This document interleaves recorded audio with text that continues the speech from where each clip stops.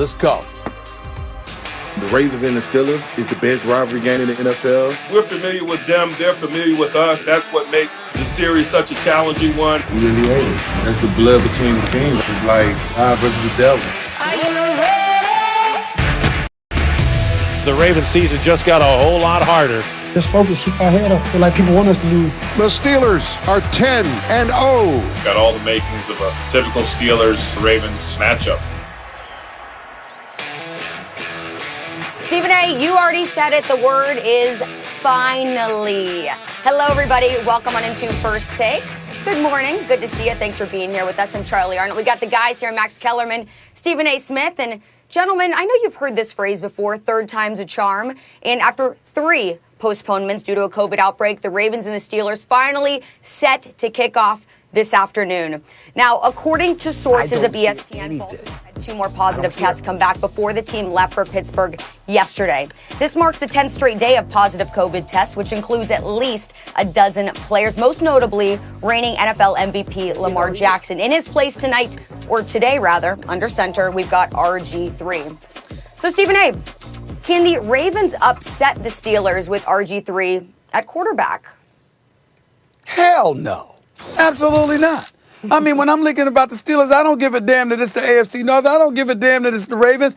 These are the Pittsburgh Steelers, the undefeated Pittsburgh Steelers. And it would be a crime. I repeat, a crime. A crime.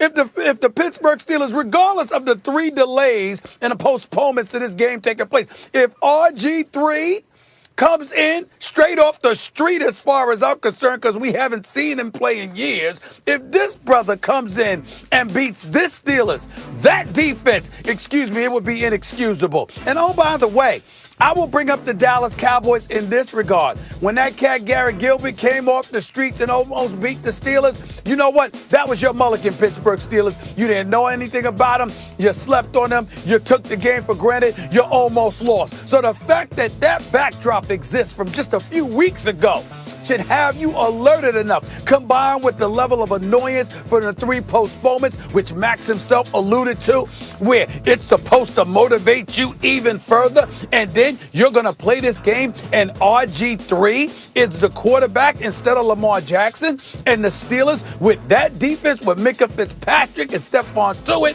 and TJ Watt and the crew, and y'all gonna have problems with RG3? I'll tell you this, Max, and I'll give it to you by saying this. If the Steelers have problems winning this game with RG3 being the quarterback, and I mean no disrespect to RG3, I'm just talking about his inactivity and what have you. I like RG3, okay? But he hasn't been playing. All I'm trying to say is if you have trouble with RG3 and that Ravens squad with no number 1 receiver, by the way, if you have trouble with them, I don't want to hear a word about the Steelers being in the conversation of being a legit Super Bowl contender that could potentially knock off the likes of a Kansas City Chiefs or somebody like that. No. You got to handle your business against an RG3 in order to be in that kind of conversation. That's where I'm at with it, Max.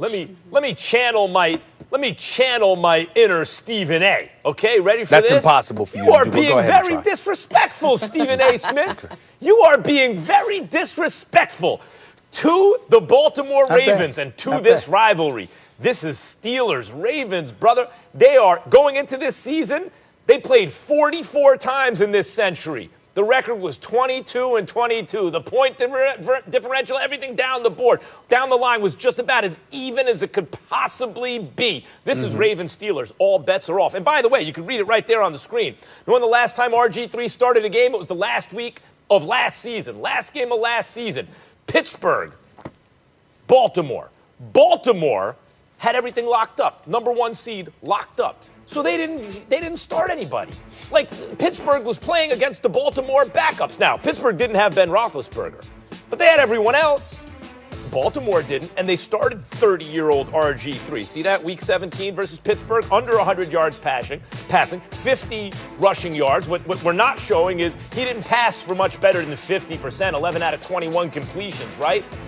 But Baltimore won the game, and they won it by more than 2 touchdowns. It was 28-10.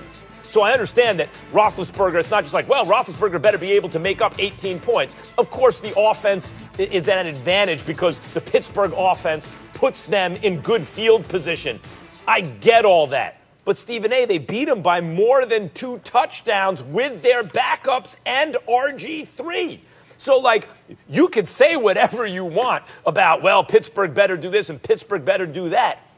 Even if Roethlisberger puts them in a better position, Pittsburgh is correctly the favorites. By the way, they also playing with a chip on their shoulder because of all the postponements, I'm sure. But to sit here and, as you would say, just summarily dismiss the chances of the Baltimore Ravens with a quarterback who beat this Pittsburgh team the last time he faced them with backups in this kind of rivalry, that's ridiculous. Of course the Ravens have a chance to win this game. Well, first of all, it's blasphemous for you to call it ridiculous. I would remind you, Max Kellerman, that since 2016, 4 seasons have taken place, or really 3.5. In that time span, RG3 has thrown 26 passes for 255 yards. 26 passes for 255 yards in the last 4 years. And that dude is supposed to be able to do damage against these Steelers? Please, there's nothing ridiculous about it. There's nothing asinine about it. There's nothing to even think about here. The Steelers the defense should dominate the Baltimore Ravens. Now, if it's a close game or what have you, it should be because the Baltimore Ravens defense was able to hold the Steelers offense in check. That should be the reason. Instead of running the football with James Conner, who I consider to be average, I got Claypool and I got Washington and I got Juju Smith-Schuster and Deontay Johnson and the crew. I go 5 wide. I'm Big Ben. I'm flinging the football all over the field. If Baltimore has a way to stop that, God bless them. But as far as I'm concerned, this should be the equivalent of what the Steelers just did to the Jacksonville Jaguars. Something along the lines of like 27-3. If the Baltimore Ravens score a touchdown offensively, the Steelers should be ashamed of themselves. 26 passes in 4 years? Come on, man. Come on. This defense should handle their business. You're pointing out why the Steelers are favored.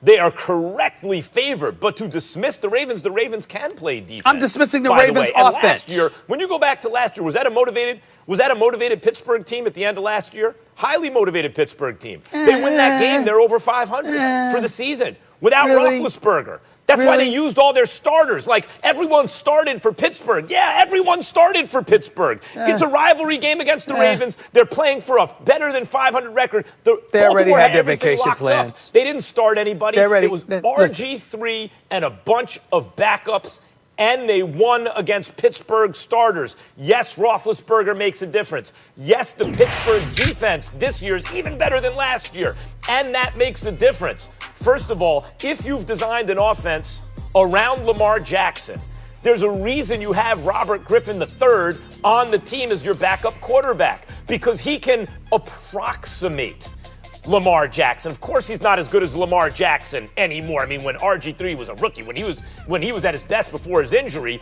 he was, Lamar Jackson 1.0 or Michael Vick 2.0. He was the super fast quarterback who could also throw the ball down the field. So, yeah, he's kind of the perfect backup for this offense that has Lamar Jackson.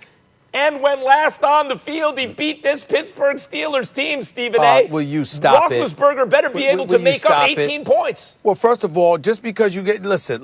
I understand yesterday you started off – it was Monday, you started off the week, you had a nice crew-cut haircut, looked about 10 years younger, and all of this other stuff. But that doesn't give you the right to engage in selective amnesia, Max Kellerman. If you recall last year, going into that last game, Week 17, the Buffalo Bills had already clinched, controlling their own destiny for that wild card spot. So the Steelers, all their hopes have essentially evaporated. Yeah, they might have started them the last game of the season, but they were pretty much out of the mix. They weren't going to the playoffs. They knew it, and that was that. In the end, what it comes down to is this. Right. I'm not talking about the Ravens collectively. I'm talking about the Ravens offense. The Steelers defense should run roughshod over these brothers. It shouldn't even be a contest against that Baltimore Ravens offense. They shouldn't score a touchdown.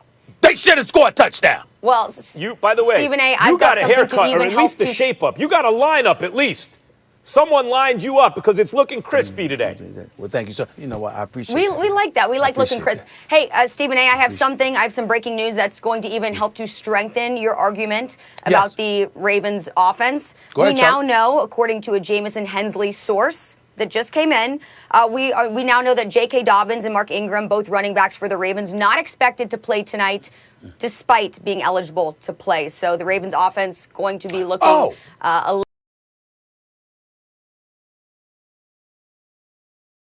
little weaker as a result So of you're that. telling me, so you're telling me on top of the situation at the quarterback and on top of the situation of not having a real number one receiver, they don't even have a running game tonight? I'm telling you right now, if the Steelers give up a touchdown, last year. if they give up a touchdown, if their defense gives up a touchdown to that offense, I'm going to be ashamed. I'm going to be ashamed of them.